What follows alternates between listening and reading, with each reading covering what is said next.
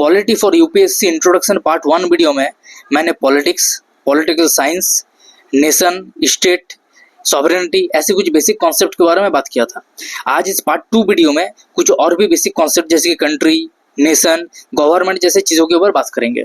तो पहला कॉन्सेप्ट है नेशन क्या है, व्हाट इज ए नेशन। तो देखो दोस्तों, a nation is a group of people United by common identity. Nation क्या है, तो देखो नेशन एक यूरोपियन कॉन्सेप्ट है, आसान भाषा में एक यूरोपियन कॉन्सेप्ट है, एक टेरिटोरी जहाँ पर मोनोकल्चरल, मोनोलिंग्विस्टिक, मोनो रिलीजियस लोग यानी कि एक ही लैंग्वेज बोलने वाले, एक ही कल्चर को फॉलो करने वाले, एक ही रिलीजन को फॉलो करने वाले, एक ही कलर या एक ही रेस के लोग रहते हैं एक साथ। उस जो कॉन्सेप्ट है, ये जो टेरिटोरी का कॉन्सेप्ट है, इसे नेशन कह सकते हैं। The identity may be based on language, culture, religion, ethnicity, कुछ भी हो सकता है, इवन रेस भी हो सकता है। यहाँ पर मैं बता दूं कि इसका अच्छा सा एग्जाम्पल है फ्रांस, जापान। क्योंकि अगर आप फ्रांस को देखोगे तो फ्रांस में फ्रेंच रहते हैं जिनका लैंग्वेज एक है, कल्चर एक है, रिलीजन एक है, एक ही टाइप का एथनिसिटी है जो कि है फ्रेंच। वहीं पर अगर आप इंडिया देखोगे तो इस कॉन्सेप्ट के हिसाब से इंडिया एक नेशन नहीं है। क्यों? क्योंकि इंडिया में एक लैंग्वेज नहीं बोला जाता, एक कल्चर को फॉलो नहीं किया जाता है, एक रिलीजियन नहीं है, एक एथनिसिटी नहीं है। सबके सब एथनिक, जो काफ़ी सारे जो एथनिसिटी है सबके सब अलग अलग है। जैसे कि बंगाली अलग एथनिसिटी, गुजराती अलग एथनिक ग्रुप्स है, राजपूत अलग एथनिक ग्रुप है, तमिल उनका एथनिसिटी वो अलग एथनिक ग्रुप है, इवन रिलीजियन भी अलग है। इवन हिंदू धर्म के, हिंदुज्म के अंदर ही अलग अलग कल्चर है, अलग अलग ट्रेडिशन है, अलग अलग रिचुअल्स भी है। आप देखोगे, आप एक ही राज्य के अंदर कुछ किलोमीटर दूर जाओ और आपको दिखेगा कि किस तरह से एक ही राज्य में दो अलग अलग शादियां हो रही है और दोनों में ट्रेडिशन या रिचुअल्स काफी हद तक अलग है। और लैंग्वेज ये तो बोलने की बात ही नहीं है। हर दूसरे राज्य में, इवन एक ही स्टेट के अंदर कुछ दूसरे डिस्ट्रिक्ट में आपको अलग अलग लैंग्वेजेस मिल जाएंगे। तो सीधी सी बात है, इंडिया क्या है? इंडिया एक नेशन नहीं है, बल्कि इंडिया एक यूनियन ऑफ नेशंस है। क्या है? यूनियन ऑफ नेशंस, एक multi cultural, multi linguistic, multi religious country. और यही खास बात है इंडिया का। सेकेंड कॉन्सेप्ट है what is a country. Country क्या है? देखो दोस्तों, ऐसा है कि डेली लाइफ में हम लोग कंट्री जैसे वर्ड को बहुत ज़्यादा यूज़ करते हैं। रोज ऑलमोस्ट कंट्री कंट्री कंट्री, देश, ये यूज़ किया जाता है। लेकिन पॉलिटिकल साइंस में या फिर पॉलिटी में ये कोई टेक्निकल टर्म नहीं है। कंट्री, नेशन को यूज़ किया जाता है। नेशन एक पॉलिटिकल टर्म है, बिल्कुल सही है, नेशन एक पॉलिटिकल टर्म है, लेकिन कंट्री एक पॉलिटिकल टर्म नहीं है। तो कंट्री क्या है? कंट्री बेसिकली कह सकते हो एक जियोग्राफिकल कॉन्सेप्ट है। जी हाँ, एक जियोग्राफिकल कॉन्सेप्ट। क्या इंडिया एक देश है? क्या इंडिया कंट्री है? ऑफ कोर्स इंडिया एक जियोग्राफिकल कॉन्सेप्ट है। इंडिया एक देश है, बांग्लादेश एक देश है, नेपाल एक देश है, पाकिस्तान एक देश है, ये सारे के सारे एक एक कंट्री है। ओके, सो कंट्री का जो कॉन्सेप्ट है वो बहुत ही बेसिक कॉन्सेप्ट है। ये एक जियोग्राफिकल कॉन्सेप्ट है रादर देन एक पॉलिटिकल कॉन्सेप्ट। थर्ड पॉइंट है आज का, व्हाट इज गवर्नमेंट। गवर्नमेंट या फिर सरकार, क्या है government? So government is the organisation that runs the state. देखिए, पिछले वीडियो में पार्ट 1 में मैंने स्टेट के बारे में बात किया था। स्टेट क्या था? स्टेट मतलब कोई राज्य नहीं, बल्कि स्टेट मतलब एक ऐसा कॉन्सेप्ट जहाँ पर पॉपुलेशन है, जहाँ पर एक डिफाइंड टेरिटोरी है, जहाँ पर उनका सॉवरेनिटी है, इसको कहते हैं स्टेट। स्टेट एक पॉलिटिकल टर्म है। ओके, ये जो स्टेट है, इस स्टेट को चलाएगा कौन? गवर्नमेंट। सीधी सी बात है, स्टेट में तो बहुत सारे पॉपुलेशन है, बहुत सारे लोग हैं, कोई तो चलाएगा। तो कुछ इलेक्टेड मेंबर्स होंगे जो कि इलेक्ट होके आएंगे, वो एक हाउस में आके बैठेंगे, वहां पर आके वो लोग लॉ बनाएंगे। वहां से कुछ लोगों को और चुना जाएगा जो कि मिनिस्टर बनेंगे।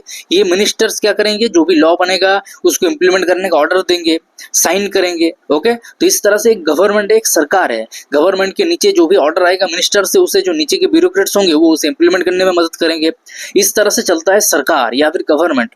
और तो गवर्नमेंट करती क्या है? गवर्नमेंट बेसिकली स्टेट को रन करती है, एक ऑर्गेनाइजेशन है जो कि जिसका काम है स्टेट को चलाना। It acts on behalf of the state. तो स्टेट के बिहाफ में ये काम करता है, आम आदमी के लिए सोचता है। रिसर्च, जो जितने भी रिसोर्सेस है उसको किस तरह से बढ़ावा किया जाए, कहाँ पर कितना लगाया जाए, डिफेंस में कितना, रेवेन्यू एक्सपेंडिचर कितना, या फिर कैपिटल एक्सपेंडिचर कितना, क्या करना है क्या नहीं करना है, ये सब कुछ कौन डिसाइड करेगा? गवर्नमेंट डिसाइड करेगा।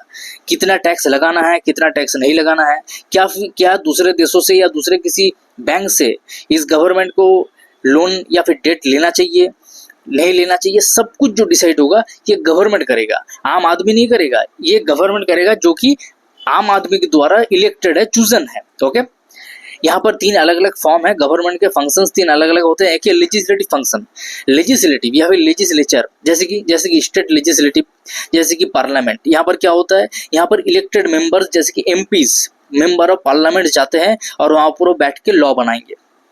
ओके।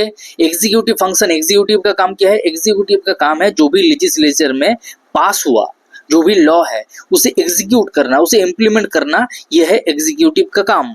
ओके।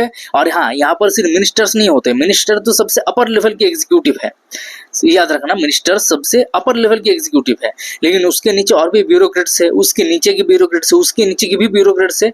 इस तरह से एक हायरार्की है, ऊपर से ऑर्डर आता है और नीचे तक इसे भेजा जाता है और इस तरह से इसे ब्यूरोक्रेट्स के द्वारा धीरे धीरे इंप्लीमेंट किया जाता है।